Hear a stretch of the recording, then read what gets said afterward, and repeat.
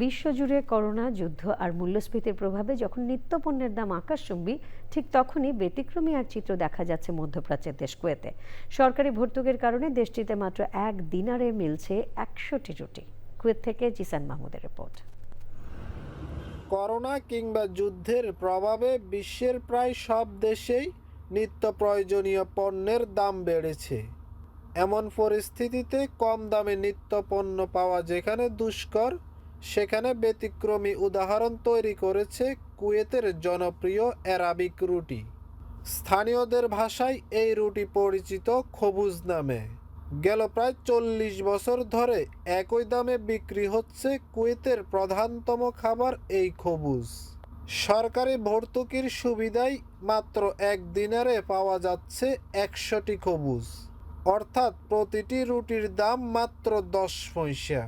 আর প্রতি প্যাকেটে থাকে 5টি রুটি। ক্ষুধা নিবারণে খবুজ কুয়েতের খাদ্যাভ্যাসে গুরুত্বপূর্ণ ভূমিকা পালন করে। সকাল, দুপুর কিংবা রাত প্রতিটি খাবারেই খবুজ থাকায় কম খরচে খাবারের ব্যবস্থা করতে পেরে সন্তুষ্ট প্রবাসীরা। একটা প্যাকেটে 5টা রুটি থাকে, যেটার দাম হচ্ছে মাত্র 50 পয়সা।